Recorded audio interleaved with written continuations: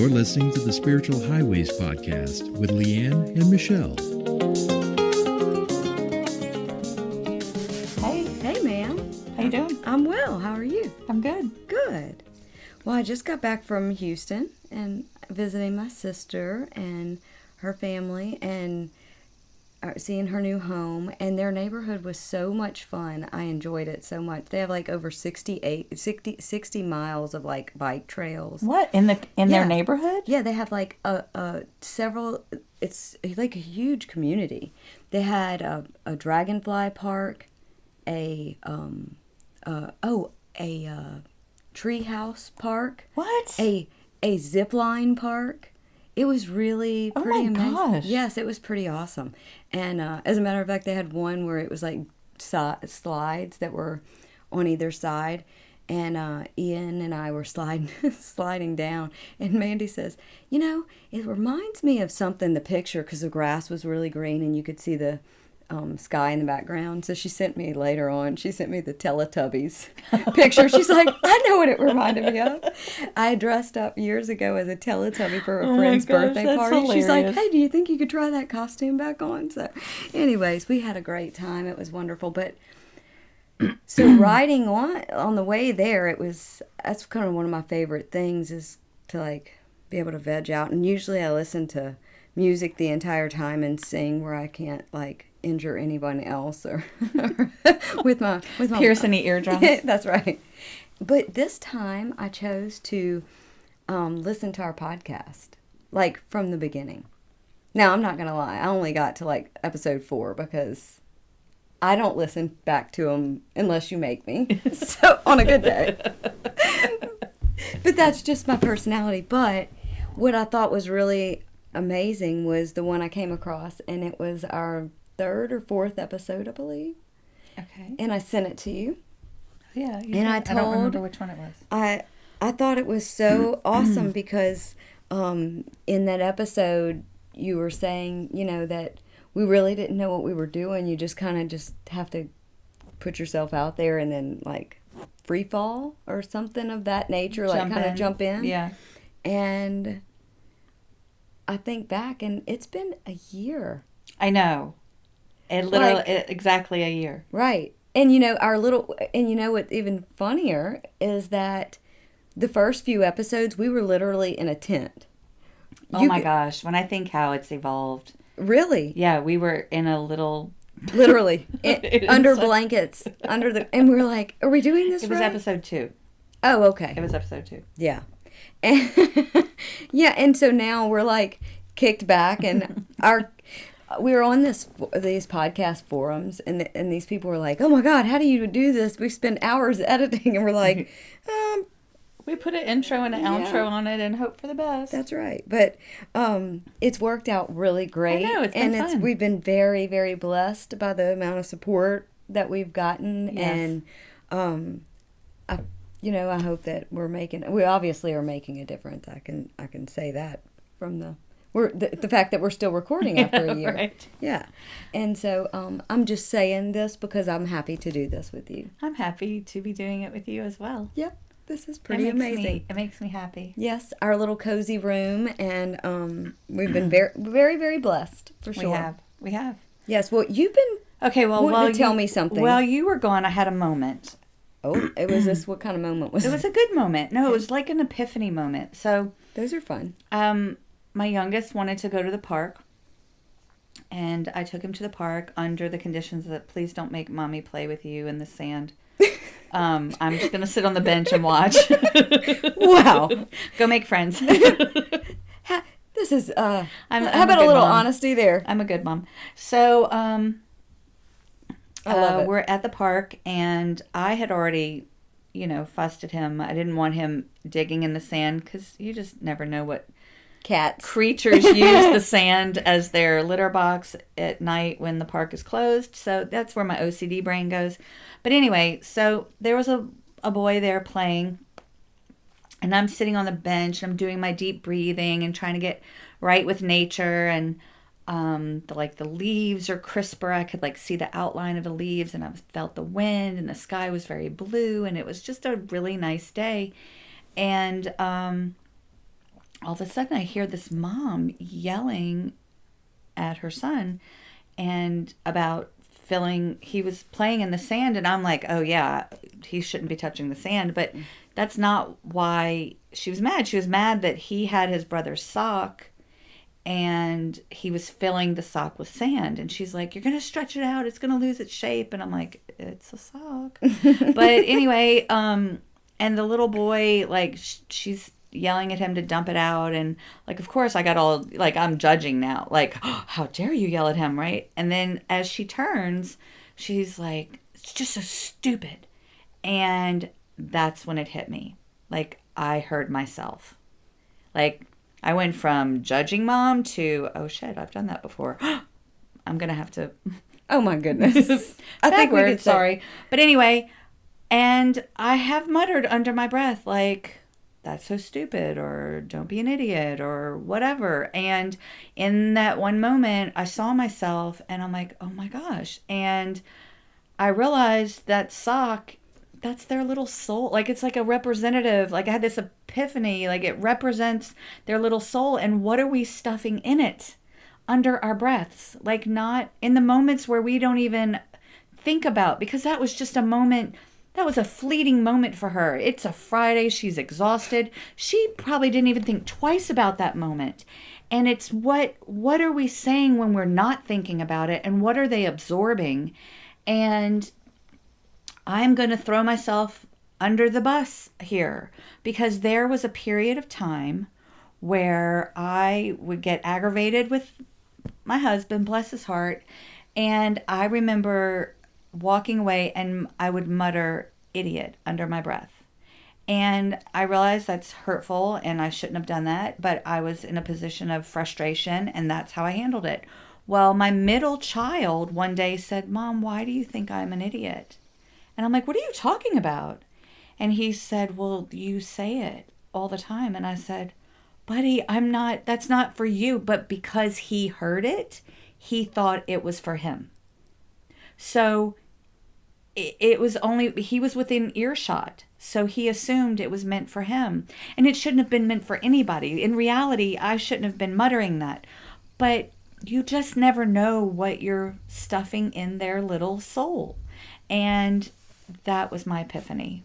Well, I think for one, I think having humility and you're real. Humbled for sure. You're that is something that you're real, and that's human nature, and we've all done it. I know. I promise I have said more things that were probably could not even say without bleep bleep bleep bleep bleep. So, thank you for your honesty.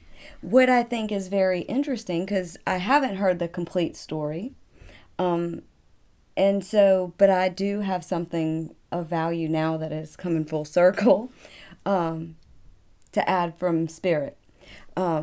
As most of you already know, our podcast or kind of, we take a lot of what insight and things are gained from messages that Spirit gives, and together, I bring them to Michelle, and she is able to put so many things into practical uses for everybody, to help everybody.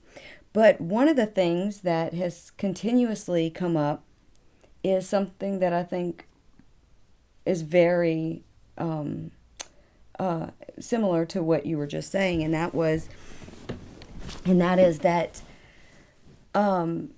they keep going back to having people to go back and reflect on their past.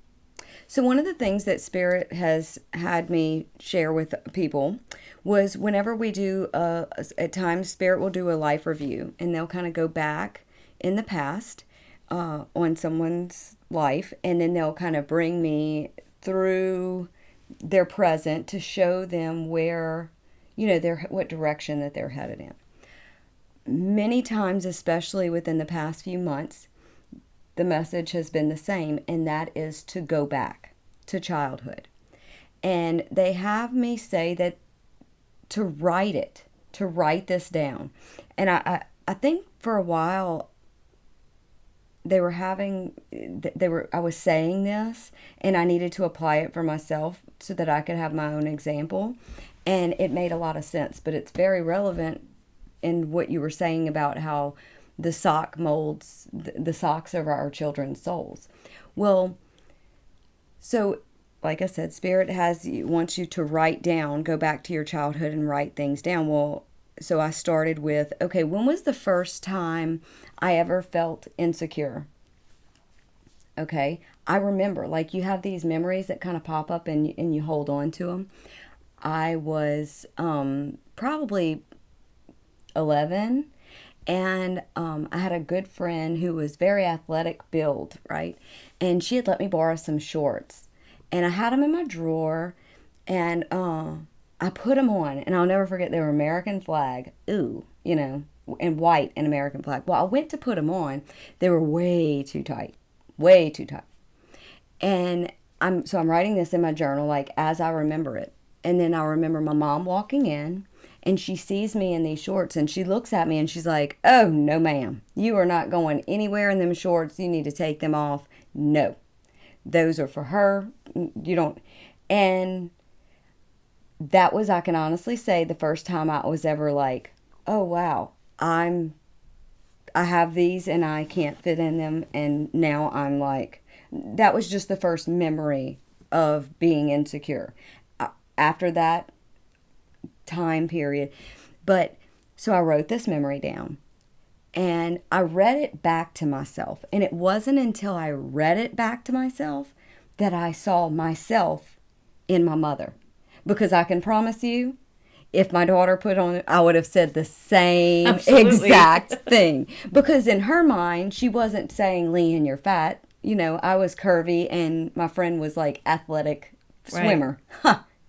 Sorry. Nothing wrong with me, but we're just different.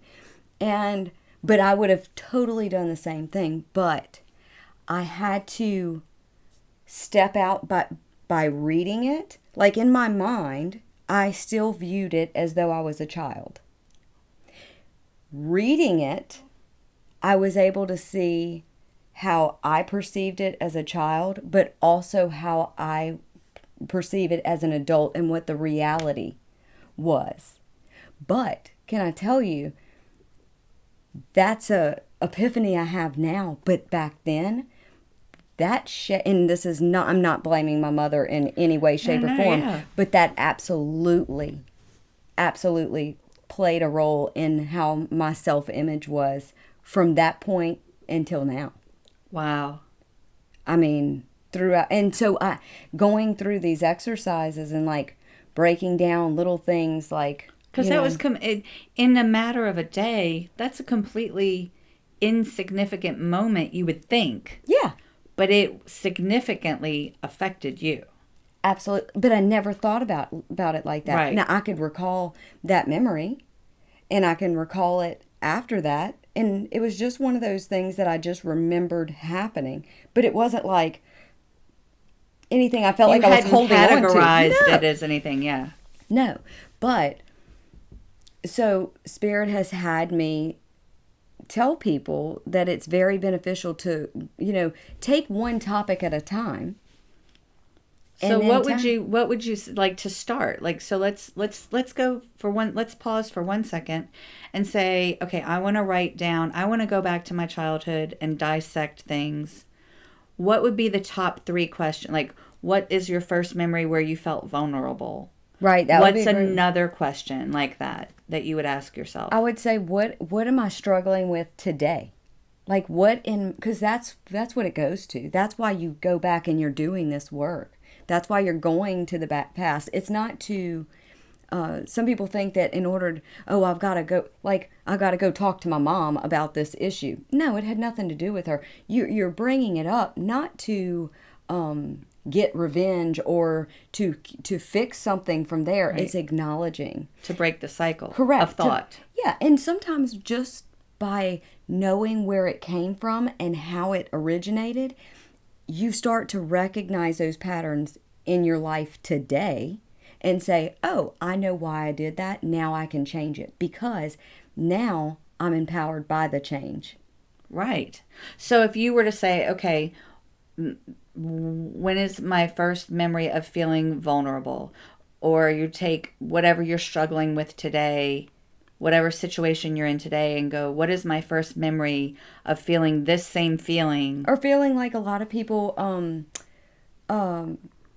feel like they're not loved or accepted by others. When was the first time you didn't feel accepted? Right. What was that memory? What happened there?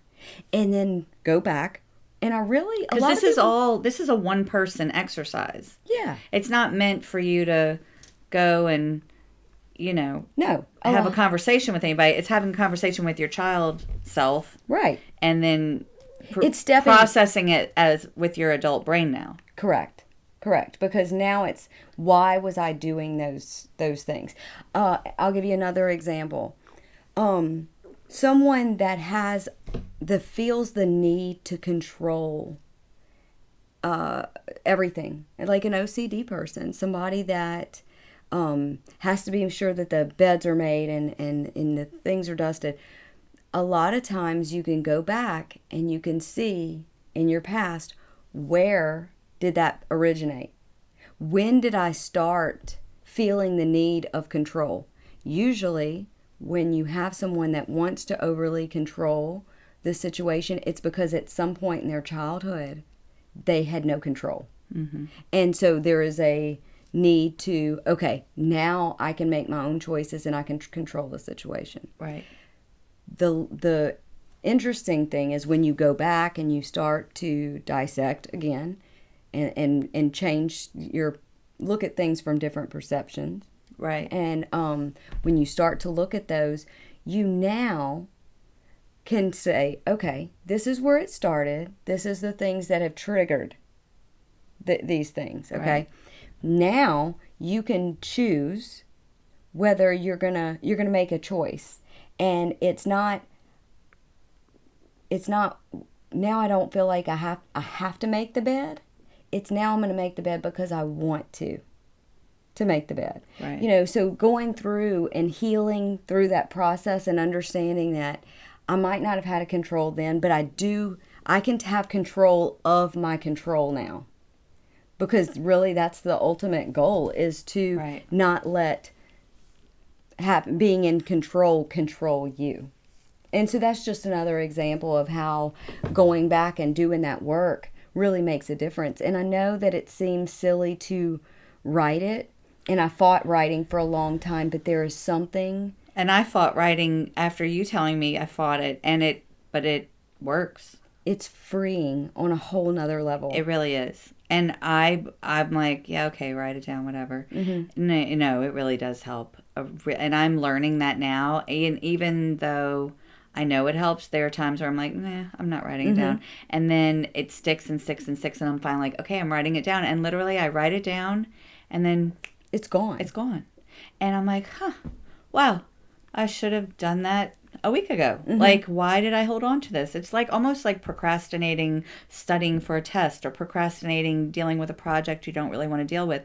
Like, literally writing it down will help you move on. It really does. Somehow, some way. I mean, it might require more writing, how deep the situation is, or it may not. It may just require just writing a paragraph and moving on. But you have to get started and make it part of your routine. Yeah, and I think writing like no one's looking makes a big difference too. Sure. I mean, there are some journals that I will carry with me.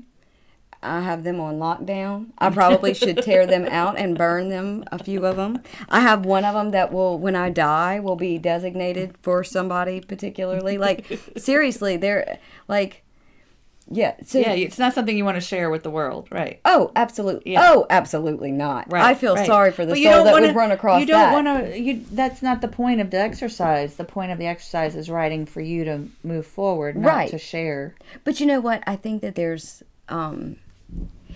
some power in having it written. Oh, I think you're taking your power back. Yeah. And so there's because at some point you mentally gave away your power to a certain feeling or situation. Mm-hmm. I mean, just a slice. Mm-hmm. And when you write it down, it's like taking it back. Yeah. And it's going to sound cliche too, and maybe I've mentioned this before on a different podcast, but like burning it on a wet day, oh my goodness, there is nothing more freeing. Like this morning would have been a perfect day, because here you are, you have this paper, you have these heavy feelings and these thoughts that you've written down, and these are things that you never thought bothered you, but that have been lingering in your subconscious mind.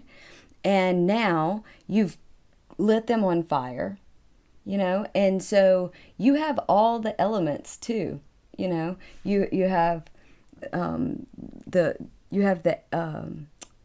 water from the rain, or I say it in a wrong sequence, but anyways, your paper represents the earth because it's from the trees, and then you've got your wind because you're outside in the air, and then you've got your fire because you're going to light it on fire, and then the rain is water, and it's washing it away back into the earth, and the smoke takes it up, and releases it.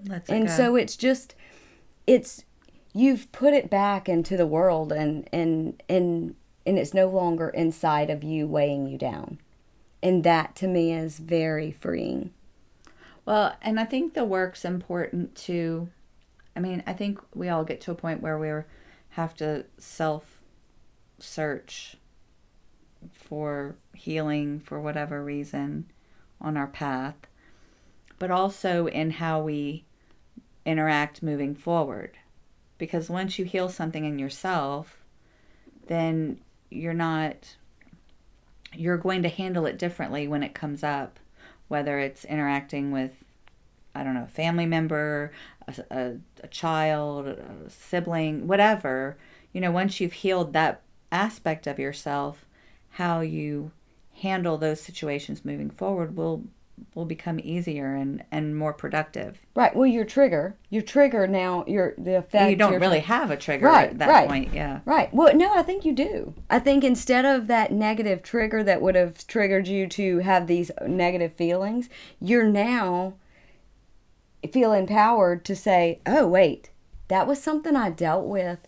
And then now I look at it completely different. So then I guess you do lose that trigger. I right, like your reaction. Yeah, your reaction is now different. Right. And that makes you feel so... Well, and I'm going to just speak from the mom aspect of it is, I mean, I think the goal would be, we're healing ourselves from old perceptions where that situation for you, the intent was not to hurt you. No.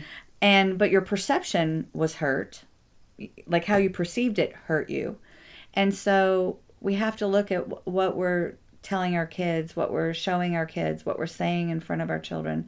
So to avoid what we're feeling and stretching out their little divine shape. But I think it goes even more further than just absolutely children, because they definitely are in such an important time.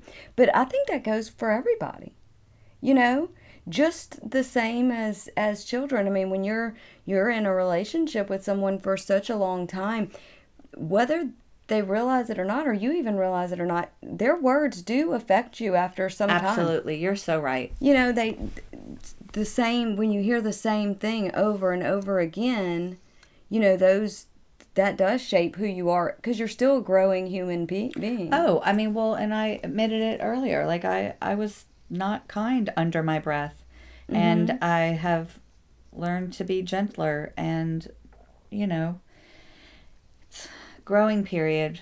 All of it. Oh, absolutely. But you know what else I noticed too is that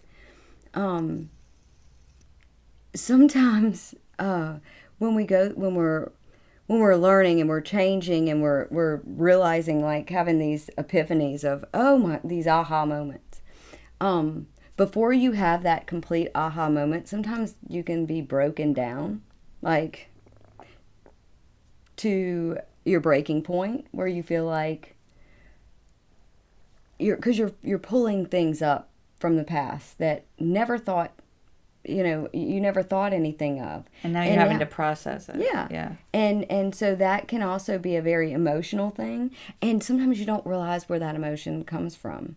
It's And you know what is a big thing that I've seen in a lot of readings too, is people that will say, well, I'm having these issues now, but I had a perfect childhood. Nothing was wrong. Everything, we all got along. Everything was great. It doesn't matter how perfect the package was. There's going to be some dents in the box after so long. Well, yeah. It's just, there's basic wear and tear on anything that you own, pretty much. I mean, no matter what you have. You're right. You're so right. There's something's going to get worn, and Right. that's what you should have. And so it doesn't mean that you have to have this huge traumatic experience. It's just, it's life experience.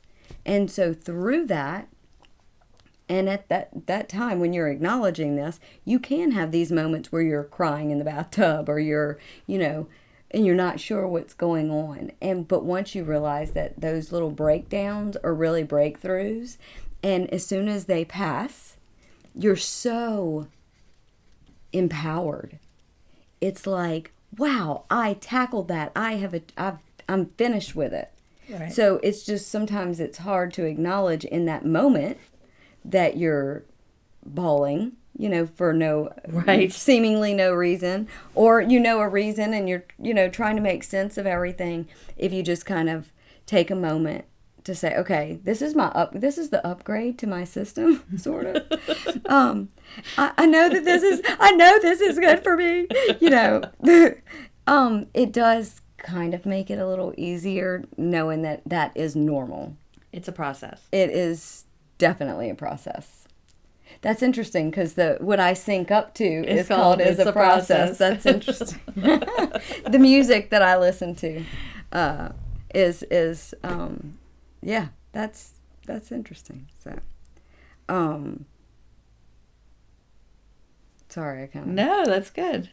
I think that gives everybody some work to do, is starting with, if you're in a situation, try to think back to your first memory of that same feeling, whatever the situation is. And then, when's the first time I felt vulnerable? When is the first time I felt unloved? When is the first time I felt overlooked? When is, those are all really important questions to ask yourself. And if you didn't have a memory of that, okay, move on to the next thing. Mm-hmm. But it's a really great way to get to know you, because we're very good at just moving forward, and which is good. Well, yeah. But sometimes you have to take moments and write them down, undo them, look at them, process, and then, keep moving forward. Yeah. Because it can help break down those repeated patterns that are the unhealthy ones. Well, and I think too, you really want to see what you're doing. If you continue to do the same How did things, I end up here? Why do I keep ending up here? Well, it's the same pattern. Yeah. Like you said. And when you acknowledge that, and you say, okay, now I'm going to step outside of it, step outside of myself, and say, okay, I keep having this same sequence of events that are happening with the same person, or what am I doing? I might not be able to control what they're doing, but what am I doing? And is how I'm perceiving myself really the same as what their perception of me is? Sometimes taking ownership in what we are putting out there, or how we are taking something. Are we taking things more personal? Is it even about you? Right. Because most things are not. It's really not. Most things are not about you. Everybody has their own stuff going on. And sometimes we take things personally, and it really has nothing to do with us at all. Exactly. Yeah. And so just kind of putting yourself into, okay, let's look at the reality here of what the facts are and what you know, versus what you are creating in your mind, this Right. huge scene that is happening. And then that too allows you the time and the space to be able to break down, Here's okay, the where facts. am I? Right. Yeah. And this is where this is what's happening. And that kind of helps to paint a picture of where I need to start as far as going back. Right. So you write down. I'm recapping here. Yeah. So you take what's happening right now, you write it down, and then you think back to what's your first memory of that kind of situation, the feeling that it produced?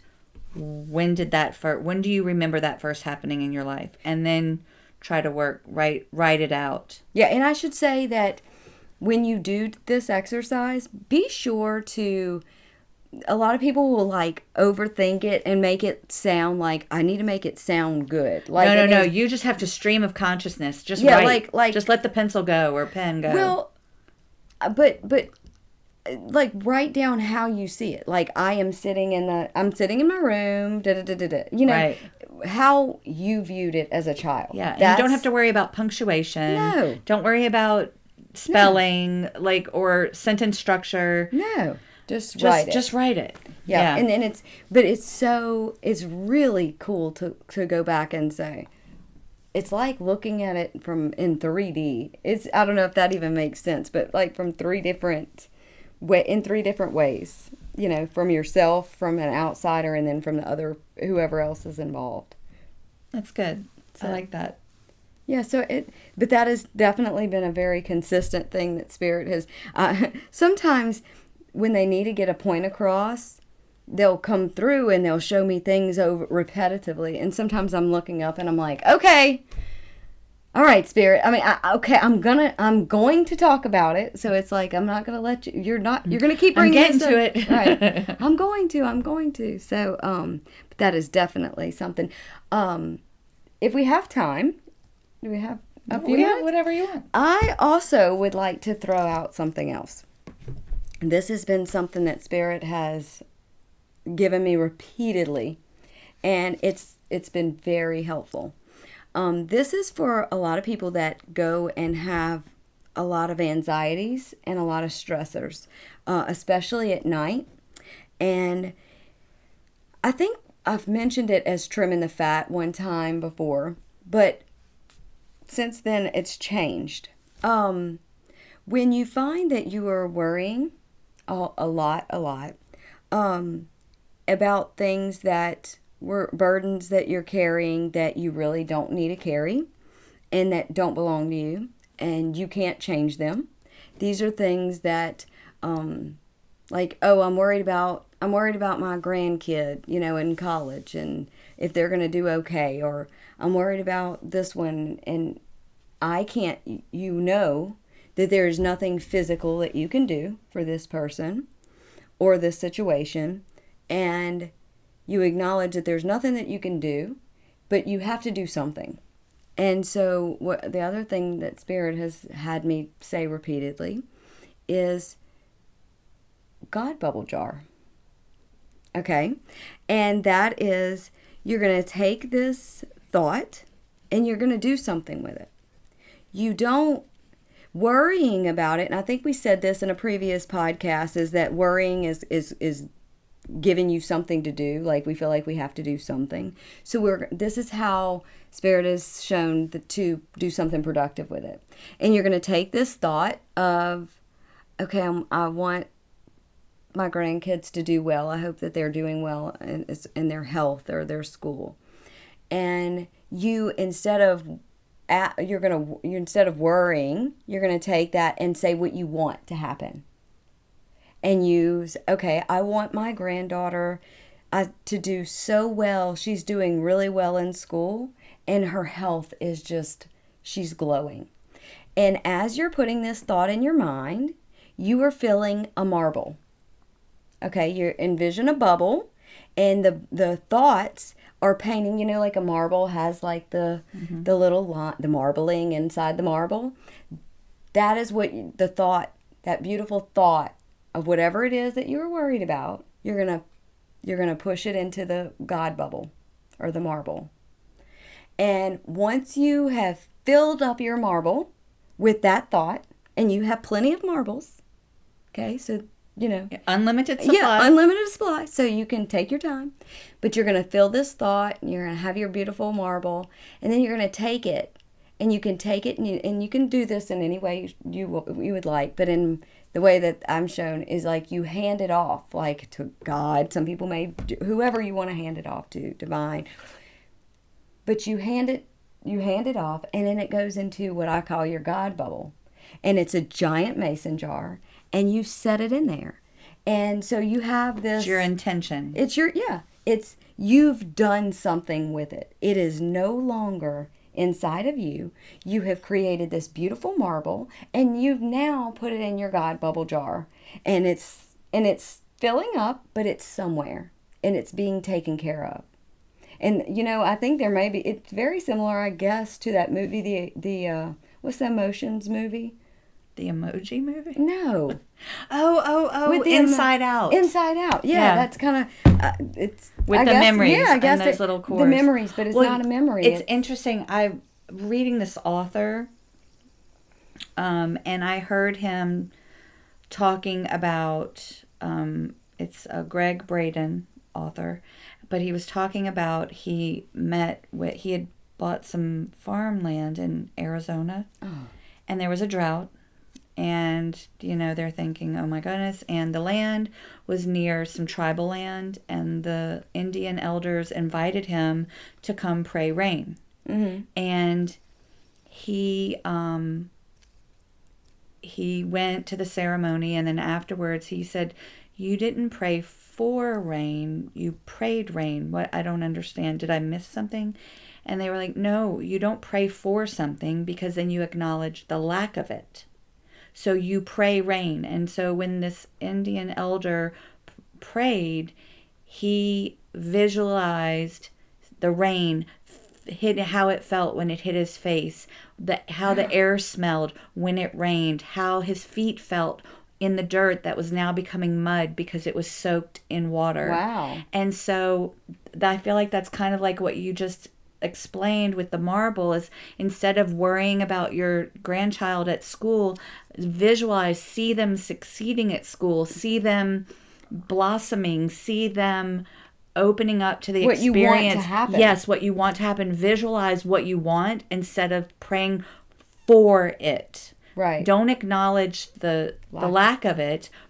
Pray for what you want to see. So visualize what you want to see and put that in the marble and store it in your God bubble. Oh, that's beautiful. I love how that, it seamlessly fit, but that's so clear. It's clear as it's like you can see it in your mind. Trust me, because sometimes I even okay, am I just losing my marbles? But no, they're all in the God jar. But yes, it's very clear, and that has happened. I mean, I can't tell you how many times that has come up in several readings.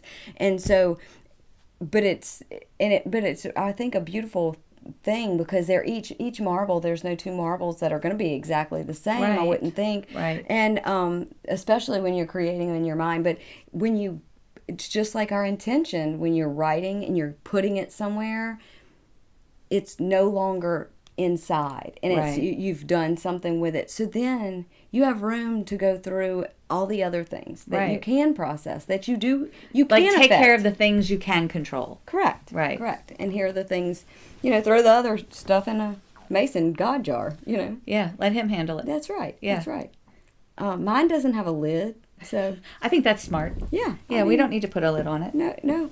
So, and you like we said a minute ago, you have infinity marbles that you can fill. Right. So I hope that I know that will help. That's great. I hope everybody. These are some good takeaways this week. Thanks, Spirit. Yeah. Thank you. Thank you, God. So, on November 4th, my wonderful friend Tenny Jones. November 14th. 14th. I'm sorry.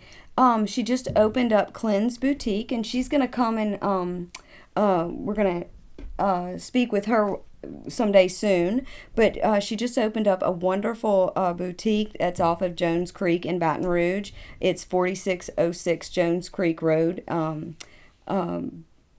What would you call it? Suite number 140. It's a great little shop where you can get sages and wonderful gift shop, and I just can't say enough about it. But I'll be teaching a sage cleanse workshop there November 14th at 6 to 7. So if anybody's interested, you can email me or on the website. We'll post the flyer on our Facebook page and Instagram page. See, I love you. I love you too. I don't know what I would do without you. Post it yourself. That would probably never happen, actually. So probably not. You So, could do it. I have full faith in you. I know, but would I? Well, Could I? And could would end I? up in your God bubble jar. Correct. The intent would be there. As long as, and the intention is But there. yeah, November 14th, and I think this is great because, oh my gosh, when you sage here, it makes such a big difference. And I'm going to have to say, when you were out of town, I went in there and got some sage and did it myself. Oh, good. I did. Like, Good. it needed it. And I'm like, oh, this feels so much better. Like, Oh, yes. it's huge. It makes such a big difference. I'm glad it does make a big difference.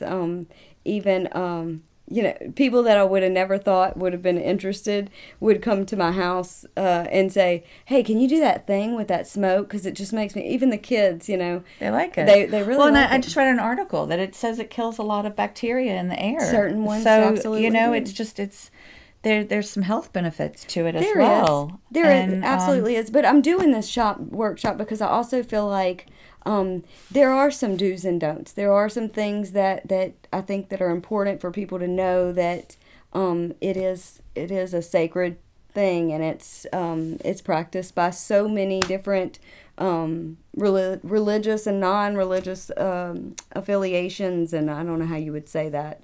But anyways, but there is some right and wrong things, little tips that you can use to. Well, and so it's November 14th. Yep.